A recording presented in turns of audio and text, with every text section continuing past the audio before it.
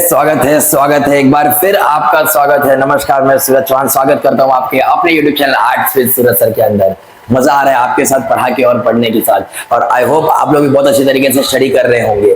इसी तरीके से हम लोग को स्टडी करना है एक साथ मिलके, और दुनिया को बताना है कि हम लोग भी कुछ कर सकते हैं। आगे बढ़ने से पहले आपको बता दूंगा कि हम लोग 12th आर्ट्स महाराष्ट्र बोर्ड का सिलेबस कंप्लीट कर रहे हैं, एंड इसके अंदर हम लोग ने history, geography, political science, sociology, philosophy, हर एक चीज, साइकोलॉजी, हर एक चीज हम लोग ने कर ली है, जिसका फर्स्ट चैप्टर हम लोग ने सब कंप्लीट कर दिया है। अब हम लोग ज्योग्राफी के फर्स्ट चैप्टर होने के बाद हम लोग सेकंड चैप्टर के ऊपर चले गए हैं, एंड सेकंड चैप्टर का हम लोग ये अभी लास्ट वाले लेक्चर के अंदर है, और ये भी हम लोग अभी जल्द से जल्द खत्म कर देंगे। आई थिंक ये लेक्चर नंबर 5 है, ठीक है। एंड इसके अंदर हम लोग ये ज्योग्राफी का जो सेकंड चैप्टर है इसे भी अच्छे तरीके से कंप्लीट कर देंगे, और कहीं और नहीं जाइएगा, सिर्फ आपको यहीं पे आना है आर्ट्स विद सूरज सर के साथ। आगे बढ़ेंगे। हम लोग ने इससे पहले वाले चैप्टर में देखा था माइग्रेशन के बारे में। किसके बारे में देखा था? माइग्रेशन के बारे में। तो माइग्रेशन के अंदर हम लोग ने on the base of reason देख लिया था, एक्सटर्नल माइग्रेशन और इंटरनल माइग्रेशन, ये दोनों हम लोग ने देख लिया था। अब हम लोग जो देखने वाले हैं on the basis of duration. इसको ड्यूरेशन के बेसिस पे क्या किया गया है? क्लासीफाई। क्या किया गया है? ड्यूरेशन के बेसिस पे क्या किया गया है? क्लासीफाई किया गया है। अब इसके अंदर हम लोग देखेंगे शॉर्ट टर्म माइग्रेशन, मतलब शॉर्ट टर्म के लिए भी कोई जाता है, और दूसरा क्या है? लॉन्ग टर्म के लिए भी कोई जाता है। शॉर्ट टर्म के लिए भी जाता है और लॉन्ग टर्म के लिए भी जाता है। अब देखते हैं कि क्या है ये शॉर्ट टर्म माइग्रेशन। क्या है? This type of migration can be for limited time और seasonal. Some tribes travel seasonally in search of order. अब देखो, ये जो माइग्रेशन है ये शॉर्ट टर्म के लिए, कम समय के लिए, मतलब कभी देखो कोई सीजनल माइग्रेशन करता है, जैसे कुछ समय के लिए तुम गए और आ गए, दैट इज थोड़े समय के लिए। जैसे आप ऑफिस भी अगर जा रहे हो और आ रहे हो तो ये भी वही माइग्रेशन हुआ। कभी कभी देखो आप लोग, जो लोग यूपी बिहार से यहाँ पे आते हैं वो लोग माइग्रेट करते हैं कहाँ पे? यूपी में। जब वहां पे धान की खेती की जाती है तब वो लोग क्या करते हैं? इसको माइग्रेट करते। तो ये लोग जब माइग्रेशन करते हैं यहाँ से, जब धान लगाना रहता है तो वहां पे कोई रहता नहीं है, तो ये लोग यहाँ से काम करके वहां जाते हैं, और फिर वहां पे धान 4 महीने वो काम करके फिर वापस आ जाते हैं यहाँ पे, ठीक है। तो ये सारी चीजें करने के लिए इसको हम लोग बोलते हैं सीजनल माइग्रेशन। सीजन में सब जाते हैं। कभी कभी देखो सीजन सब गाँव जाते हैं शादियों में, वो भी एक सीजनल माइग्रेशन है। कुछ समय ऐसा भी होता है कि कुछ ट्राइब्स होते हैं, जो जनजातियां होते हैं, वो लोग भी सीजनली सर्च करते हैं। क्या? फूडर, मतलब खाने की सर्च में वो लोग भी यहाँ से वहां निकल जाते हैं। इसको भी एक सीजनल माइग्रेशन कहा जाएगा। जो बंजारन लोग होते हैं, ठीक है, जो लोग देखो ना रोड पे अपनी पूरी फैमिली लेके चलते रहते हैं, और एक जगह कहीं जगह मिला तो वहां पे पड्डा वो टेंट वेंट बना के वहां पे रहते हैं, खाते पीते हैं, फिर वापस आगे चले जाते हैं। तो उनका कोई जगह नहीं है, वो सीजनली माइग्रेट कर रहे हैं एक जगह से दूसरी जगह। कुछ जगह पे तो ऐसा भी देखा जाता है महाराष्ट्र के अंदर, बहुत सारे labour needed during the sugar cane harvesting. अभी क्या बोल रहे हैं कि बहुत सारे ऐसे लेबर हैं महाराष्ट्र के अंदर जो देखते हैं जब गन्ने की कटाई होती है, जब उनको हार्वेस्ट करना रहता है, तब उस समय वो लोग एक जगह से दूसरी जगह ट्रैवल करते हैं। और ये जो लेबर होते हैं ये शुगर केन फील्ड में काम करते हैं। When there is no working in the farm, they go to the city and work for the laborers। अब ये क्या होता है, जब ये लोग वहां पे जाते हैं, जो महाराष्ट्र के लोग हैं वो लोग ना, जब गन्ने की कटाई कर रहे रहते हैं तो वहां पे लोग जाते हैं। जब कटाई खत्म हो जाती है तब इनके पास कोई काम नहीं बचता, तब ये लोग भाग के कहाँ जाते हैं? सिटीज में आ जाते हैं, और यहाँ पे लेबरर वाला काम करते हैं। समझ में आ गया? मजदूरी वाला काम करते हैं, जो दिहाड़ी सुबह शाम करते हैं वो वाला काम करते हैं। और ये सारे एग्जांपल है किसके? सीजनल माइग्रेशन के। और ये सीजनल माइग्रेशन के एग्जांपल है, और ये शॉर्ट टर्म माइग्रेशन होते हैं, कुछ समय के लिए माइग्रेशन होते हैं, हमेशा परमानेंट माइग्रेशन नहीं होते। परमानेंट माइग्रेशन किसमें आएगा? लॉन्ग टर्म माइग्रेशन में आएगा। किसमें आएगा? लॉन्ग टर्म माइग्रेशन में। आई होप आपको चीजें समझ में आई होगी। अब लॉन्ग टर्म माइग्रेशन हम लोग देखेंगे। पीपल एक जगह से दूसरी जगह ट्रैवल करते हैं, एक जगह पूरा छोड़ देते हैं, लीव देयर प्लेस, अपना जगह पूरा छोड़ देते हैं और कहीं और रहने चले जाते हैं, एक नई जगह पे, ठीक है। और it is not decided where they will return soon और नॉट। और इसका कोई गारंटी नहीं है कि वो आने भी वाले हैं या नहीं भी। वो आएंगे तो भी ठीक, नहीं आएंगे तो भी ठीक, लेकिन हाँ वो अपना जगह छोड़ चुके हैं, ठीक है। और कोई गारंटी इसमें नहीं है, इसका मतलब परमानेंटली चले गए। और वो कभी कभी आते हैं फॉर फ्यू डेज, अपने हॉलीडेज में आते हैं, तो उसको भी हम लोग कुछ नहीं कह सकते, और वापस चले जाते हैं। समझ में आ गया? पूरा साल आप रह रहे हो, बस 1-2 दिन आ रहे हो और फिर वापस चले जा रहे हो पूरा साल के लिए, तो इसको भी हम लोग क्या बोलते हैं? परमानेंट माइग्रेशन या तो लॉन्ग टर्म माइग्रेशन बोलते हैं। इसका एग्जांपल है, people from India have migrated to United States of America या ग्रेट ब्रिटेन।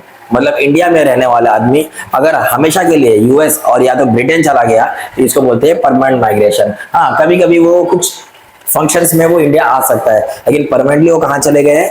यूएस और ब्रिटेन। कुछ विलेजर्स ऐसे होते हैं वो सिटी में आते हैं, क्या चीज के लिए, एम्प्लॉयमेंट एंड सेटल हियर, ठीक है। और कुछ ऐसे भी होते हैं जैसे देखो यूपी बिहार से कितने सारे लोग वहां से छोड़ के अपने इंडिया में अपने मुंबई में आ जाते हैं, यूपी बिहार छोड़ के महाराष्ट्र में आते हैं, किस लिए, जॉब के लिए, एम्प्लॉयमेंट के लिए, रोजगार के लिए, और यहीं पे रह जाते हैं। फिर कभी कभी कोई फंक्शन हुआ तो जाते हैं, नहीं तो नहीं जाते हैं। समझ में आ गया? इसका मतलब सर अगर गांव से यहाँ पे आ गया पूरा साल रह रहे हो, that is permanent, yes that is permanent. तो ये लॉन्ग टर्म माइग्रेशन है, यस ये लॉन्ग टर्म माइग्रेशन है। और अगर हम लोग ने कभी शादी ब्याह पड़ गया या फिर कोई फंक्शन आ गया उस समय अगर हम जा रहे हैं, that is short term migration. समझ में आ गया? तो लॉन्ग टर्म माइग्रेशन आप यहाँ पे रह रहे हो, शॉर्ट टर्म माइग्रेशन वहां पे परमानेंट रहने के बावजूद आप वहां पे गए और वहां पे अपना फंक्शन अटेंड किया, वापस आ गए, that is short term migration. I hope आपको चीजें समझ में आ रही होगी। अब यहाँ पे देखेंगे ये सारे एग्जाम्पल क्या है। If migrated person returned to the original place after a very long time, it is called as long term migration, obviously। ठीक है, आदमी साल 2 साल 3 साल रह के कहीं आ गया है और वहां 2-3 साल रह गया और रहने के बाद एक आध दिन के लिए आया तो ये लॉन्ग टर्म माइग्रेशन ही माना जाएगा। लेकिन वो जो आया है that is short term migration, याद रखना। But if the person never return on the original place, it is called permanent migration. मतलब अगर वो आदमी कभी आया ही नहीं, दैट इज परमानेंटली वो चला गया, तो परमानेंट माइग्रेशन। मैंने बताया लॉन्ग टर्म माइग्रेशन का ही पार्ट क्या है, परमानेंट माइग्रेशन।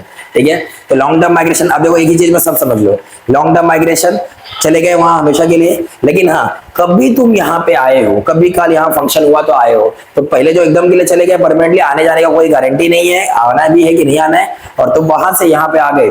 ठीक है, तो यहाँ पे आने के बाद ये तुम्हारा हो जाएगा शॉर्ट टर्म माइग्रेशन। लेकिन परमानेंट माइग्रेशन मतलब तुम चले भी गए कभी आए भी नहीं, दैट इज परमानेंट माइग्रेशन।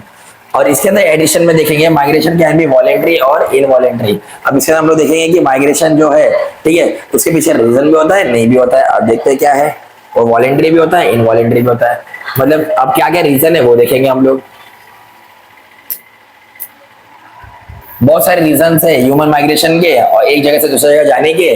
ठीक है, तो उसके अंदर हम लोग कुछ इकोनॉमिक रीजन देखेंगे, सोशल रीजन देखेंगे और कॉसेस देखेंगे। मतलब इकोनॉमिक, सोशल, पॉलिटिकल हर एक रीजन देखेंगे एंड इसके पीछे और क्या कारण है, ठीक है, वो सब देखेंगे कि क्यों आदमी जैसे जगह दूसरी जगह ट्रैवल करता है, एक जगह दूसरी जगह माइग्रेट करता है।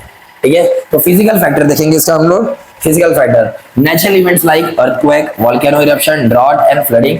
मतलब जैसे नेचुरल कुदरती अगर हम लोग इवेंट देखेंगे तो उसमें अर्थक्वेक आता है, भूकंप, वोल्केनिक इरप्शन जो ज्वालामुखी फटती है, ड्रॉट सूखा, फ्लडिंग बाढ़ आ जाना। ठीक है, ये सारे रिस्पॉन्सिबल फैक्टर है पॉपुलेशन को एक जगह से दूसरी जगह माइग्रेट करने में।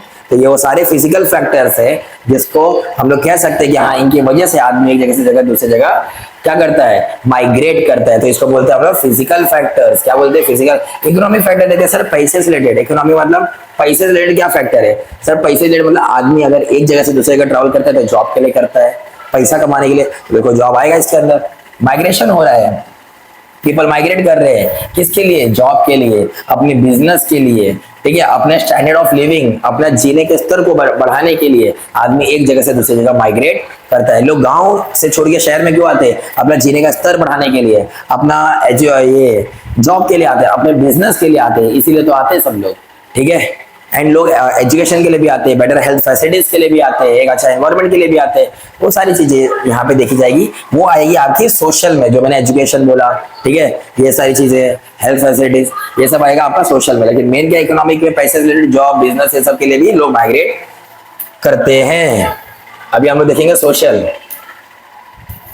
सोशल अक्सर पीपल माइग्रेट करते हैं एक जगह से दूसरी जगह, फोर्सफुली भी करते हैं।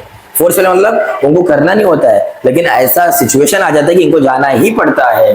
ठीक है, दबाव आ जाता है, people decide to leave the place other than place, social problems. ठीक है, मतलब और लोग बोलते हैं भाई इतना ज्यादा यहाँ पे प्रॉब्लम है, इसे हम फेस नहीं कर सकते, हम जा रहे एक जगह से दूसरी जगह ट्रैवल करने। सर ऐसा क्या हो जाता है, सर ऐसा इसलिए होता है क्योंकि वहां पे बहुत सारे forcing people of certain group to migrate. मतलब अगर कहीं हिंदू और मुस्लिम लोग रह रहे हैं और मुस्लिम लोग ने क्या कर दिया, हिंदुओं के ऊपर अत्याचार कर दिया, तो ये होगा कि अरे यार चलो यहाँ से निकल जाते हैं। या तो कहीं हिंदू ज्यादा होंगे और मुस्लिम कम होंगे, तो हिंदू लोग ने मुस्लिम लोग के ऊपर अत्याचार कर दिया तो मुस्लिम लोग बोलेंगे ना हम लोग यहाँ नहीं रहेंगे, हम लोग जा रहे।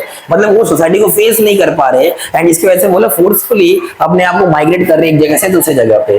ठीक है, डिस्क्रिमिनेशन, कहीं काले गोरे का भेदभाव होता है, जैसे अमेरिका में काले और गोरे लोग का रेसिस्ट वहां पे बहुत सारे हैं, रेसिज्म ज्यादा होता है, तो वहां पे काला आदमी और गोरा आदमी साथ में नहीं रहते, काले आदमी को बेकार माना जाता है वहां पे, समझ में आ गया। तो उनके अंदर वो चलता रहता है। अभी हमारे यहाँ पे हिंदुओं में देख लो, यहाँ पे वर्ण सिस्टम है, ब्राह्मण क्षत्रिय वैश्य शूद्र।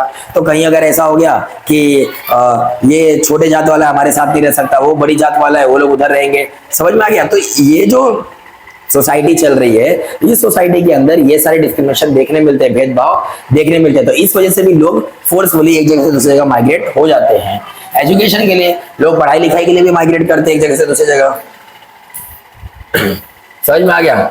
मैंने बताया था ना, हेल्थ मेडिकल फैसिलिटी, देखो हेल्थ मेडिकल फैसिलिटीज, मैरिज, बहुत सारे ऐसे रीजन हैं जिसके पीछे हम लोग माइग्रेट होते हैं। तो शादी के लिए सब माइग्रेट करते हैं, मेडिकल फैसिलिटीज के लिए सब माइग्रेट करते हैं, बहुत सारी चीजें। तो ये सब मैंने आपको पहले ही बता चुकी है।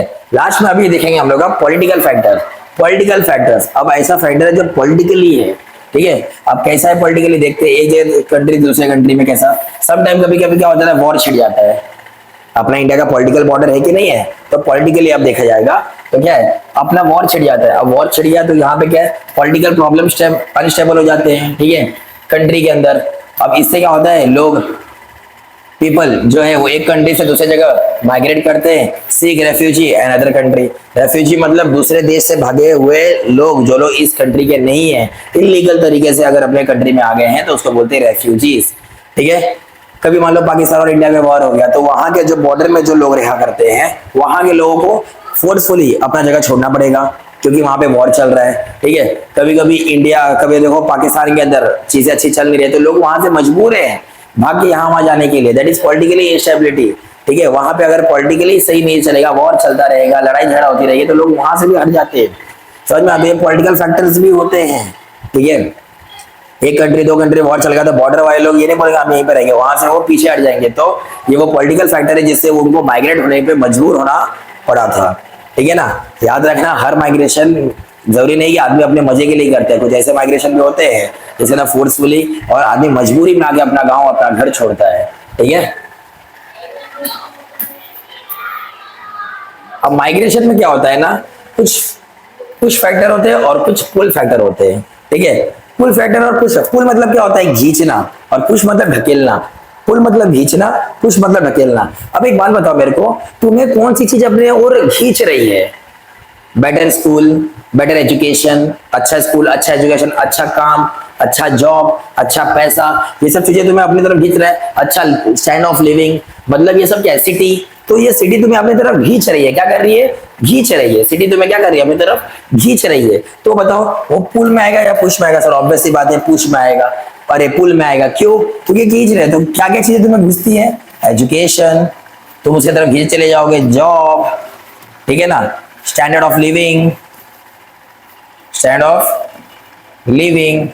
समझ में आ गया? कौन सा standard? Good standard of living, good standard of living, ठीक है। ये आ जाएगा। ये सब चीजें तुम्हें आकर्षित कर रही है, पुल खींच रही है तुम्हें। अब क्या चीज तुम्हें ढकेल रही है, मजबूर कर रही है कि तुम जाओ। जो चीज तुम्हें ढकेल रही है, इसका उल्टा कर दो।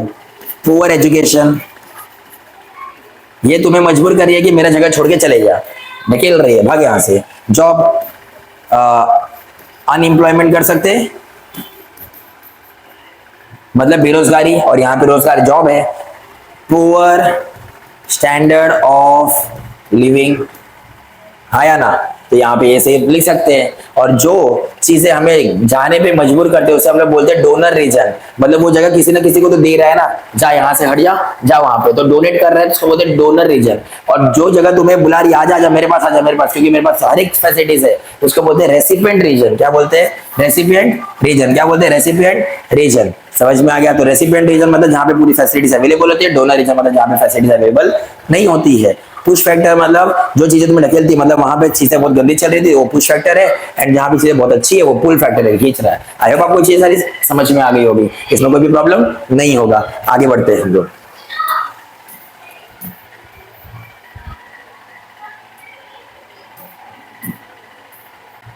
अब इसमें देखो तुम्हें ऐसी एक्सप्लेनेशन दे दिया है, ठीक है। Long financial, physical and psychological need of human beings are fulfilled in region and remain region, but when they need become difficult to be fulfilled and leave the place मतलब सीधी सी बात है, आदमी की जब तक जरूरतें पूरी होती है आदमी वो जगह पे रहता है, लेकिन जब ऐसा लगने लगता है कि हाँ वो जगह उसकी अब पूरे नीड को फुलफिल नहीं कर पा रही, वो जगह वो तुरंत छोड़ देता है।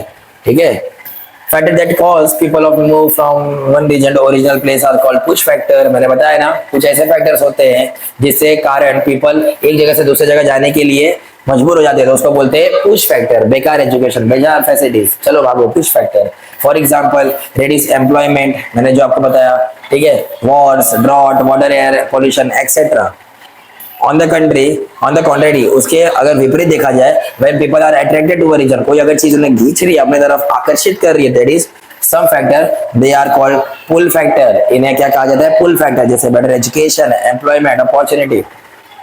एजुकेशन मैंने जो बताया, अवेलेबिलिटी ऑफ एम्प्लॉयमेंट, रोजगार लोगों को मिल रहा है। अब बताओ ना, यूपी और बिहार से यहाँ पे लोग महाराष्ट्र में क्यों आते हैं? एजुकेशन, जॉब के लिए आते हैं ना, मेजॉरिटी तो जॉब के लिए आते हैं। क्यों? क्योंकि वहां पे जॉब है ही नहीं। अगर अपने ही स्टेट में अगर जॉब मिल जाए तो लोग यहाँ पे आए ही ना।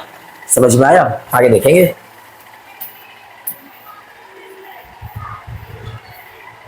Impact of migration of on population, population के ऊपर माइग्रेशन किस तरीके से प्रभाव डालता है? समझ में आ गया? पॉपुलेशन के ऊपर माइग्रेशन, जो लोग एक जगह से दूसरी जगह जा रहे हैं, वहां की जो पॉपुलेशन थी, जो यहाँ से वहां गए, वहां की लेकिन जो पॉपुलेशन थी, उनके ऊपर क्या प्रभाव डालता है? ऑब्वियसली बात है, उनके यहाँ के रिसोर्सेज खत्म होने लग जाते हैं। अब अगर एक बात बताओ, यूपी से अगर लोग महाराष्ट्र आए तो महाराष्ट्र के पॉपुलेशन के ऊपर क्या इफेक्ट पड़ेगा? सीधी सी बात है, वहां पे जो जॉब्स थे बहुत सारे वो खत्म हो गए, वो इन्होंने भी कुछ छीन लिए। ठीक है, फिर उसके बाद और क्या होगा सर पहली बात तो वहां पे भीड़ बहुत ज्यादा हो जाएगी। दूसरा क्या होगा सर? रिसोर्सेस, वहां पे जो चीजें अवेलेबल है वो सब खत्म होना शुरू हो जाएगा। तीसरा सर और क्या होने वाला है? सर वहां पे लोगों को घर नहीं मिलेगा तो लोग झोपड़पट्टियां बना के रह जाएंगे। सर झोपड़पट्टियां बना लेंगे तो जिसकी वजह से वहां पे लोगों के पास कुछ काम धाम तो मिलेगा नहीं जल्दी, क्योंकि नौकरियां कम है और लोग ज्यादा है। इसकी वजह से लोग खाली दिमाग, शैतान, अगर लोग क्राइम के अंदर इन्वॉल्व हो जाएंगे। शॉर्टकट से पैसा कैसे आए तो उसके अंदर इन्वॉल्व हो जाएंगे। एंड ये सारे प्रोसेस इसी तरीके से वो चलाते रहेंगे, एंड जिसके अंदर वहां पे क्राइम रेशियो एंड रिसोर्सेज का खराब होना, ठीक है, ओवर पॉपुलेशन, ठीक है, पॉवर्टी, गरीबी, unemployment, slum area, crime rate high हो रहा है, ये सारी चीजें देखने जाएंगे। लेकिन अगर हमने ऐसी कोई जगह देख ली, ठीक है, अब देखो जो जगह से ये छोड़ के आए हैं महाराष्ट्र, लेकिन अगर यूपी में देखा जाए तो वहां के रिसोर्सेज अभी भी बचे हुए हैं ना, वहां पे तो चीजें आज भी ठीक है। समझ में आ गया? तो किसी का अच्छाई भी होती है, किसी की बुराई भी होती है। ठीक है, बहुत सारे एस्पेक्ट हमने देखा माइग्रेशन अफेक्ट करता है दो फैक्टर में, distribution, identity of population. Migration take place between two region, one of them is donor region and other is recipient region. सीधी सी बात है, मैंने बताया, एक डोनर रीजन जहां पे फैसिलिटीज कुछ नहीं थी, और एक रेसिपिएंट रीजन जहां पे सारी फैसिलिटीज भर भर के थी। समझ में आ गया? तो जो डोनर वाला है वो कैसा है बताओ? वो है पुश फैक्टर, और जो रेसिपिएंट वाला है वो है पुल फैक्टर। समझ में आ गया? अबे मैंने तुम्हें जो भी चीजें समझा दी ये सब वहीं पे लिखा हुआ है। Transportation, health facility, settle down, आदमी वहीं पे रह जाता है। ठीक है, अच्छी तरीके से फैसिलिटीज है। Expenditure become unnecessary because population over there reduces, मतलब वही सब चीजें बता रहे हैं कि हर एक जगह पे जो भी रिसोर्सेज है वो खत्म होने लग जाएंगे। ठीक है, चीजें अच्छे तरीके से काम नहीं करेगी। अगर केरला का एग्जाम्पल ले ले, वहां पे सेक्स रेशियो हाई क्यों देखने मिलता है? ठीक है, तो वहां पे बताया जाता है जो वर्किंग पॉपुलेशन है, पढ़े लिखे लोग हैं, तो लोग फॉरेन चले जाते हैं कंट्री के अंदर। फॉरेन कंट्री में जाने के बाद ये लोग केरला का अगर हम लोग लड़कियां ही बसती हैं, इसीलिए वहां पे हाई टैक्सेशन देखने मिलता है। प्लस दूसरा एक पैरामीटर भी है कि वहां पे एजुकेशन बहुत अच्छी है, लोगों का माइंडसेट बहुत अच्छा है, स्टैंडर्ड ऑफ लिविंग अच्छी है, इसीलिए वहां पे ये सारे पैरामीटर्स भी देखने मिलते हैं। तो माइग्रेशन होने के बाद बहुत सारी चीजें देखने मिलती है। वहां के सेक्स रेशियो में बदलाव आ जाता है, वहां के मेल पॉपुलेशन में बदलाव आ जाता है, ओवरऑल पॉपुलेशन में बदलाव आ जाता है। ठीक है ना, वहां पे इकोनॉमिक एक्टिविटीज अलग तरीके से चलने लग जाती है, वहां पे सोशल चीजें अलग तरीके से चलने लग जाती है। तो बहुत सारी है। ठीक है, बताया मैंने। देखो जो रेसिपिएंट वाला इलाका रहेगा वहां पे जो भी चीजें हैं, लैंड है, हाउसिंग है, सब इस जगह पे पब्लिक फैसिलिटीज, इनइक्वालिटी बढ़ने लग जाएगी, क्राइम रेट बढ़ने लग जाएगा। ठीक है, और इसी तरीके से एग्जांपल हम देखेंगे तो मुंबई, पुणे, यहाँ पे जो पॉपुलेशन है higher than the age group, मतलब यहाँ पे ऑलरेडी बहुत ज्यादा एकदम भरे हुए लोग हैं। क्यों? क्योंकि ये सिटी है, यहाँ पे हर एक फैसिलिटीज अवेलेबल है। ये रेसिपिएंट रीजन है, ये पुल फैक्टर है, खींचती है चीजों को अपनी तरफ। ठीक है, क्योंकि इनके पास क्या है? बेटर फैसिलिटीज है। ठीक है, और ये सारी चीजें जो मैंने बताया आपको उसी के हिसाब से चल रही है, और यहीं पे आपका लेसन होता है दी एंड। आई होप आपकी चीजें बहुत अच्छे तरीके से समझ में आई होगी। कोई ऐसी चीज नहीं है जो आपको नहीं समझ में आई होगी, क्योंकि पढ़ा कौन रहा है आपको, ये भी तो आपको मालूम होना चाहिए। ठीक है, मजाक कर रहा हूँ। आपको अगर कोई भी डाउट है अगर इसके अंदर, तो आप बेहिचक हमारे साथ कमेंट सेक्शन में जुड़ सकते हैं। आपको पूरे तरीके से ईमानदारी के साथ आपको आंसर दिया जाएगा। और इसके अंदर अगर आपको कोई कुछ ऐसा है टॉपिक, ठीक है, कि सर ये वाला टॉपिक भी पढ़ाइए, तो हम उसे भी करवाएंगे। और कुछ भी अगर आपको नहीं समझ में आ रहा है, आप बेहिचक हमारे साथ कमेंट सेक्शन में जुड़ सकते हैं। आई होप आपको ये सारी चीजें समझ में आई होगी। अपने दोस्तों से ज्यादा से ज्यादा शेयर कीजिए। एंड तब तक के लिए आपसे मिलते हैं अगले सब्जेक्ट के अंदर। तब तक के लिए जय हिंद, जय भारत, जय महाराष्ट्र।